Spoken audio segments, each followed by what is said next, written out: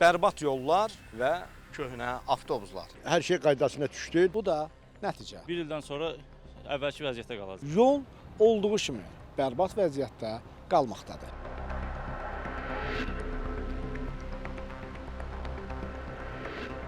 Avtobusların köhnə olması ilə bağlı ərazidə çəkiliş elədik və bu problemi çatdırdıq. Söz verildi ki, xətt dəyişiləcək və yeni avtobuslarla əvəz olunacaq. Bu da nəticə.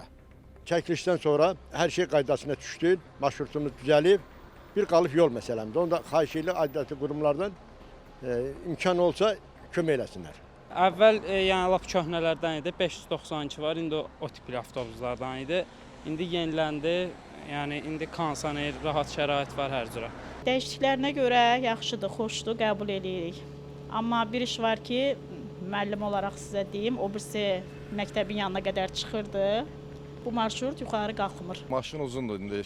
Köhnə maşınlar gödəyədə orada dönmək olurdu. İndi bunlar hal-hazırda 13 metrədə orada döndərmək olmur. Yollar olduğuna görə oradan dönə bilmirik. İndi kondisioner də var, maşın da hal-hazırda. Tutumu da böyükdür. Təzə əlbəttə təzə yaxşıdır. Yaxşı, çox gözəldir. Amma yollarımız pis gündədir. Yəni bu təzə maşın olsa da belə intervalımız yenə çox olur. O çox olmanın da səbəbkarı yollarımızın pis gündə olmağıdır. Yəni sürmək olmur. Avtobus problemini biz qabardanda aidiyyatı qurumlar söz verdi ki, burada yolu da təmir eləyəcəklər. Amma demək olar ki, bu ərazidə 3-cü çəkilişimizdir. Avtobuslar yeniləndi.